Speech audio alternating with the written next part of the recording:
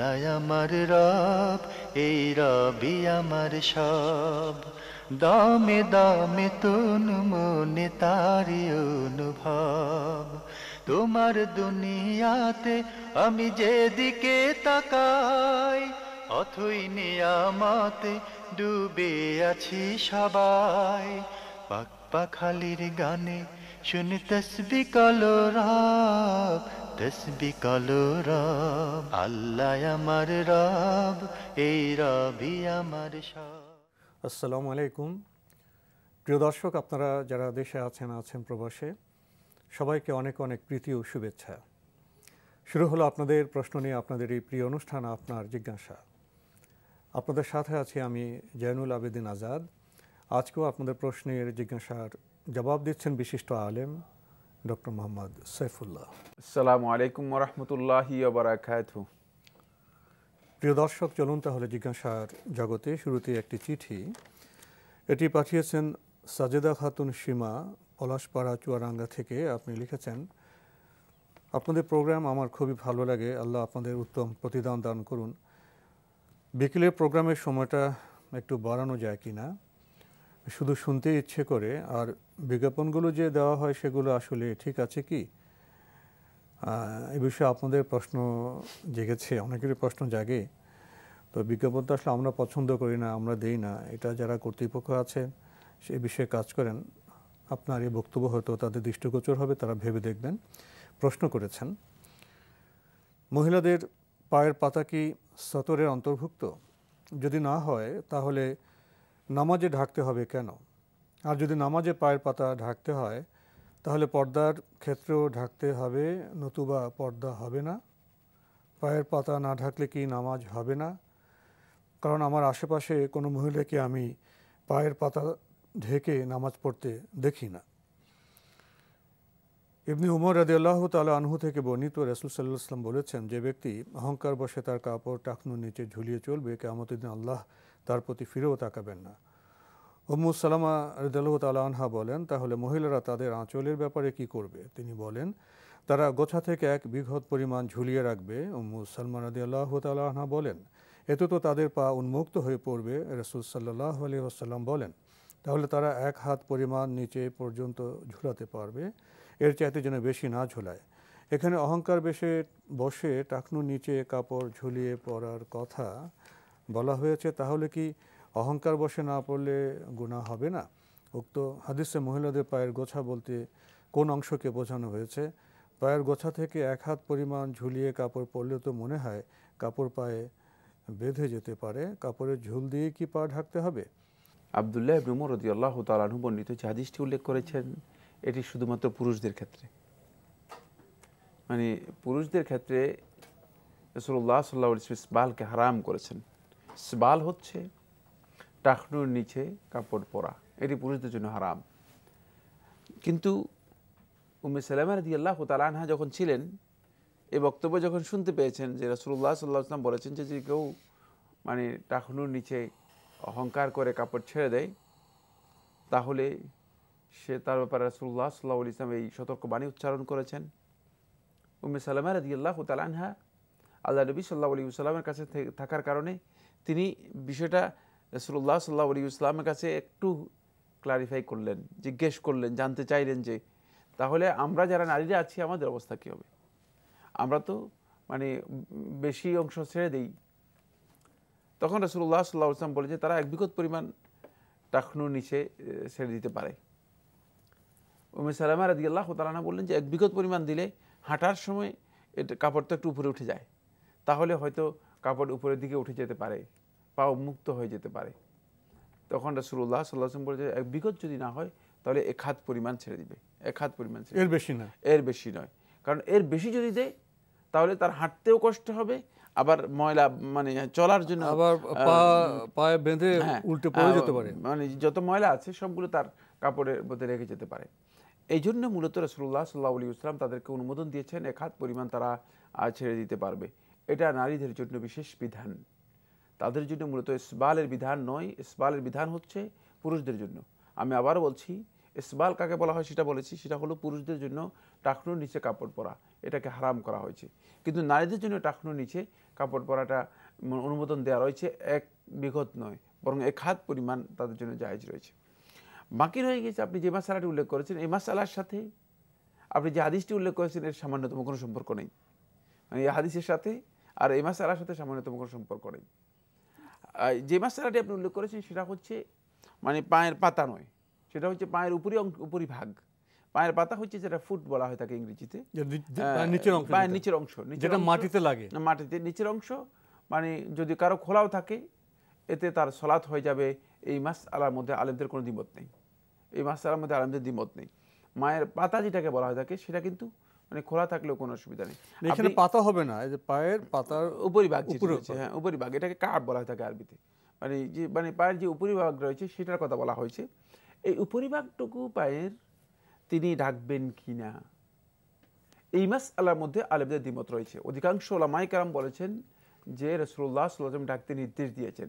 কেউ কেউ ওয়াজিব বলেছেন, কেউ কেউ সুন্নাত বা মুস্তাহাব বলেছেন, আবার কেউ কেউ না ডাকলেও কোনো অসুবিধা নেই। 3টি অভিমত রয়েছে। কিন্তু আমরা মনে করে থাকি যে রাসূলুল্লাহ সাল্লাল্লাহু আলাইহি ওয়াসাল্লাম যেহেতু নির্দেশ দিয়েছেন, ডাকাটাই হচ্ছে মূলত বিধান, ডাকাটাই হচ্ছে বিধান। কিন্তু এটা সতরের মধ্যে অন্তর্ভুক্ত নয়। সলাতের মধ্যে রাসূলুল্লাহ সাল্লাল্লাহু আলাইহি ওয়াসাল্লাম এই বিধান দিয়েছেন। কেন? কারণ হলো সলাতের মধ্যে পায়ের উপরিভাগ যদি না ঢাকা হয়ে থাকে, কারণ সলাতে বিভিন্ন স্টেজ হয়। সলাতে যখন তিনি রুকুতে যাবেন অথবা সলাতের মধ্যে সিজদায় যাবেন তখন হয়তো কাপড় উন্মুক্ত হয়ে যেতে পারে। তখনকার সময় তো আসলে কাপড়ের মানে অবস্থা এমন ছিল না। এখন বর্তমানে যত মানে সুবিধা রয়েছে সেই ধরনের ছিল না। ফলে আল্লাহ নবী সাল্লাল্লাহু আলাইহি ওয়াসাল্লাম সেখানে সতর্কতার বিষয়টি সবচেয়ে বেশি গুরুত্ব দিয়েছেন তখনকার প্রেক্ষাপটকে সামনে রেখে। ফলে মানে কাপড়ের উপরিভাগটা, পায়ের উপরিভাগটা এটা ঢেকে রাখাটাই হচ্ছে মূলত বিধান। এটা রাসূলুল্লাহ সাল্লাল্লাহু আলাইহি ওয়াসাল্লাম নির্দেশ দিয়েছেন, এটা নামাজের ক্ষেত্রে সালাতের মধ্যে নির্দেশ দিয়েছেন। কিন্তু এটি সতরের অন্তর্ভুক্ত নয়, সাধারণ সময়ের জন্য অথবা পর্দার অন্তর্ভুক্ত নয়। কেন? যেহেতু এই যদি আপনি এটাকে সবসময় ডেকে থাকেন তাহলে আপনার চলাফেরার জন্য কঠিন হয়ে যেতে পারে, আপনার চলাফেরার জন্য কঠিন হয়ে যেতে পারে। এখন ঢাকার পদ্ধতিটা কি হবে সেটাও আপনি এখানে উল্লেখ করেছেন। ঢাকার পদ্ধতিটা সেটা দুইভাবে হতে পারে। একটা হচ্ছে এই, আপনি যদি মোজা পরেন তাহলে আপনি মানে ডেকে ফেললেন, সেটা বাড়াবাড়ি হবে না, সেটা বাড়াবাড়ি হবে না, মোজার মাধ্যমে সম্ভব। আর যদি মোজা না পরেন, আপনি যদি গাউন পরেন, বড় কোনো গাউন পরেন, সেই গাউনটা যদি লম্বা হয়, যেমন হাদিস উম্মে সালামা রাদিয়াল্লাহু তাআলা থেকে বোঝা যাচ্ছে, সেই গাউনটা যদি আপনারা মনে করেন 1 বিঘত অথবা আধা বিঘত যদি লম্বা হয়, তাহলে কাপড়ের মাধ্যমেই আপনি পায়ের উপরিভাগটা ঢেকে নিতে পারবেন। তাহলে আপনার ভিন্ন মোজা পরতে হবে না এবং আপনার এই বিধানটুকু পালন করা আপনার জন্য সহজ হয়ে যাবে। তাই দুইটাই আপনার জন্য জায়েজ রয়েছে, এখানে বাড়াবাড়ির কিছুই নেই। উনি আর একটু জানতে চেয়েছেন যে মহিলাদের পায়ের গোছা বলতে কোন অংশকে বোঝানো হয়েছে? ওই গোছা বলতে তো আমরা বলেছি যে টাকনু, যেটা এটাকে মূলত উপর অংশ, পাতা নয়। না, পাতা নয়, জি টাকনু যেটা সেটাকে বোঝানো হয়েছে। আপনি আরো লিখেছেন মহিলা ও পুরুষের জন্য কোন রঙের পোশাক পরা নিষিদ্ধ? এক জায়গায় পড়েছি পুরুষের জন্য হলুদ রঙের পোশাক পরা জায়েজ, আবার একটি হাদিসে পড়লাম আল্লাহ রসুল হলুদ রঙের পোশাক পরতে নিষেধ করেছেন। আসলে সঠিক কোনটি? রাসূলুল্লাহ সাল্লাল্লাহু আলাইহি ওয়াসাল্লাম হলুদ রঙের যে পোশাকগুলো আছে সেগুলো পরতে নিষেধ করেছেন পুরুষদের জন্য, সুতরাং সেটি না পরাটাই হচ্ছে পুরুষদের জন্য মানে বিধান। বাকি নারীদের জন্য রাসূলুল্লাহ সাল্লাল্লাহু আলাইহি ওয়াসাল্লাম সুনির্দিষ্ট কোনো রঙকে নিষেধ করেননি, সুনির্দিষ্ট কোনো রঙকে নিষেধ করেননি। নারীরা তাদের সুবিধা মতো যে কোনো পোশাক তারা পরতে পারবে, পরা তাদের জন্য জায়েজ রয়েছে। যে কোনো ধরনের পোশাক তাদের জন্য পরা জায়েজ রয়েছে, যে কোনো রঙের পোশাক তাদের জন্য জায়েজ রয়েছে। বোন সাজেদা খাতুন, আপনি সবশেষে লিখেছেন পর্দা কি 3 রকমের? 1 উম্মুল মুমিনিন, যাদের সর্বাঙ্গ ঢাকতে হবে। 2 স্বাধীন নারী, যাদের হাতের কবজি, মুখমণ্ডল ও পায়ের পাতা ছাড়া সমস্ত শরীর ঢাকতে হবে। পায়ের সন্ধি বলতে কোন অংশকে বোঝানো হয়েছে? 3 দাসী বা গৃহকর্মী, যারা নাকি মাথা খুলে নামাজও পড়তে পারবে, তাহলে পর্দার ক্ষেত্রে মাথাও খুলে রাখতে পারবে? এ বিষয়ে বিস্তারিত জানালে কৃতজ্ঞ থাকব। না, পর্দা 3 রকমের নয়, আপনি 3 রকমের বুঝতে চেষ্টা করেছেন, ভুল কথা। পর্দা একটাই, পর্দার বিধান একটাই।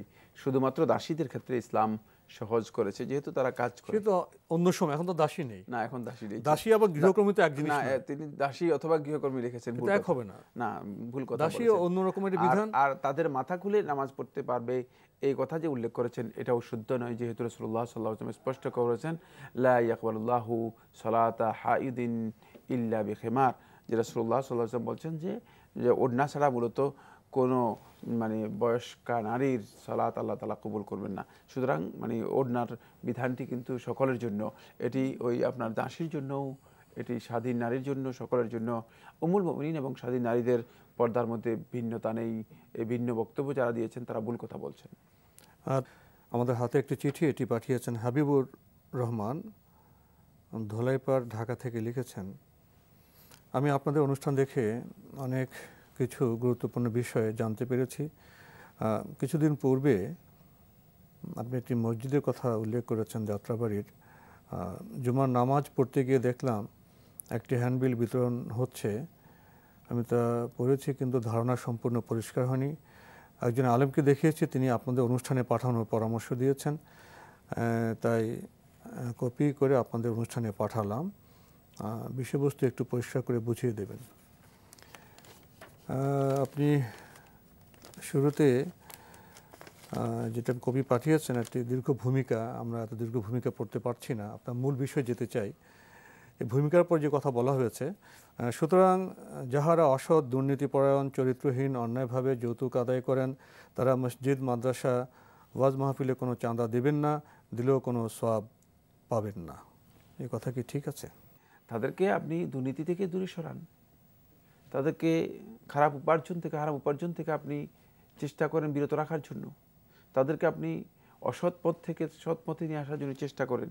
কিন্তু আপনি যে পদ্ধতির কথা বলেছেন সেই পদ্ধতি হচ্ছে এরা যেহেতু অসৎ, মানে এদেরকে সমাজ থেকে বের করে দেন। এটা তো চিকিৎসা, এরা ভালো কাজও করতে পারবে না। এরা ভালো কাজ করতে পারবে না। এই বক্তব্য আল্লাহ নবী সাল্লাল্লাহু আলাইহি ওয়াসাল্লামের হাদিস, সুন্নাহ সব কিছুর পরিপন্থী। মোটেও এই বক্তব্য শুদ্ধ নয় যে তারা মানে দান করতে পারবেন না, বরং তারা দান করতে পারবেন, মসজিদে পারবেন, মাদ্রাসায় পারবেন, তারপরে দ্বীনি ভালো কাজে পারবেন, সমাজ কল্যাণমূলক কাজগুলোতে তারা দান করতে পারবেন। তাদের দানের বিষয়টি আল্লাহ সুবহানাহু ওয়া তাআলা ভালো জানেন, তিনি কবুল করবেন কি করবেন না। আমরা তাদেরকে দান করার জন্য উৎসাহিত করব, আরও উৎসাহিত করব যে আপনি যেহেতু আল্লাহর রাস্তায় দান করছেন, আপনি ভালো উপার্জন করুন, আপনি সৎ কাজে ফিরে আসুন, মন্দ কাজ থেকে দূরে সরে আসুন। এটা আমরা মানুষদেরকে মানে, কিন্তু লিফলেট তৈরি করে তাদেরকে সমাজ থেকে বয়কট করা এবং তাদেরকে ভালো কাজ থেকে মানে বিরত রাখার জন্য চেষ্টা করা, এই কাজটি আমি মনে করে থাকি যে এটি মূলত একটা শয়তানি ওয়াসওয়াসা, আর কিছুই না। এরকম নেতিবাচক আচরণ করলে তারা আরো খারাপ হয়ে যেতে পারে, মানে আরো মন্দ হয়ে যেতে পারে। এর মাধ্যমে শয়তান মূলত এই লোকগুলোকে যাতে করে তারা ভালো কাজ থেকে বিরত হয়, খারাপ কাজে নিজেদেরকে ইনভলভ করে। কারণ এই এখন ভালো কাজে যদি ইনভলভ না হয় তাহলে কোনো সন্দেহ নেই সে খারাপ কাজে ইনভলভ হবে এবং খারাপ কাজে তার অর্থ ব্যয় হবে। সুতরাং এই কাজটি যারা করেছেন, যে সমস্ত বন্ধুগণ করেছেন, তাদের এটা ভুল কাজ।